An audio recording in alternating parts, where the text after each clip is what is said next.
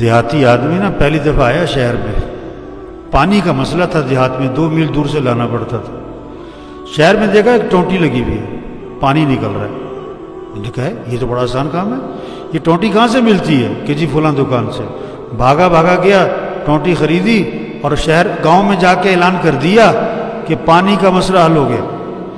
آج کل کے ہمارے جو اعلان کرتے ہیں نا مسئلہ حل ہو گیا، بیچارے ایسے ہی ہوتے ہیں سارے، اتنی کی سمجھ ہوتی ہے بیچاروں کی۔ کیا کہتا ہے؟ پانی کا مسئلہ حل ہو گیا، ہم مسئلے حل کر دیں گے۔ یہ جو دعوے کرتے ہیں نا یہ سب اسی طرح کے ہیں۔ اس نے ٹونٹی لگائی دیوار میں، لوگوں سے کہا تھا بالٹیاں لے آؤ۔ اب جو کھولا ٹونٹی کو تو کچھ بھی نہیں، تو کہنے لگا مجھے ٹونٹی خراب دے دی، میں نے تو بازار میں دیکھا تھا ٹونٹی سے پانی نکل رہا ہے۔ تو کسی نے سمجھایا ٹونٹی میں پانی کوئی نہیں، پانی تو پیچھے ٹینکی میں، جس ٹونٹی کا کنیکشن ہے اس میں پانی آتا ہے۔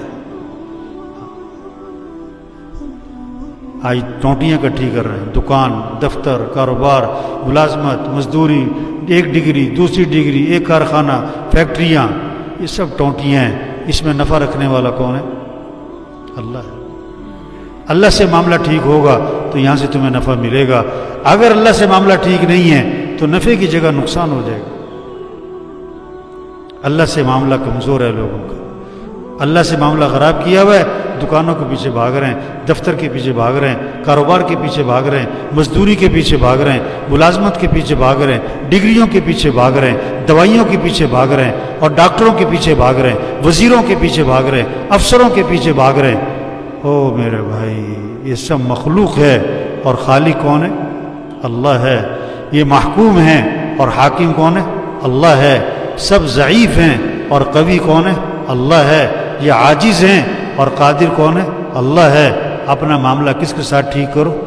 اللہ کے ساتھ۔ ایک حدیث ہے پورے دین کا خلاصہ، پورے دین کا خلاصہ، من اصلح ما بینہ و بین اللہ یکفیہ اللہ ما بینہ و بین الناس، جو اپنے اور اللہ کے درمیان کے معاملے کو ٹھیک کر لے گا، اللہ اس کی اور مخلوق کے معاملے کو خود ٹھیک کر دے گا۔ اپنا معاملہ اللہ کے ساتھ ٹھیک کرو،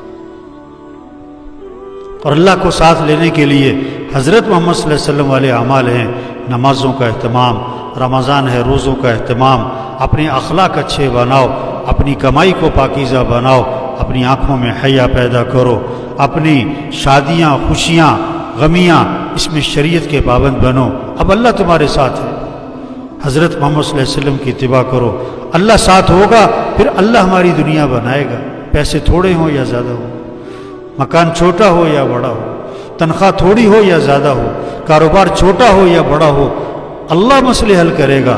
جب معاملہ اللہ کے ساتھ ٹھیک ہوگا، دنیا بھی آسان، موت بھی آسان، قبر بھی آسان، ہمیشہ کی جنت ملے گی۔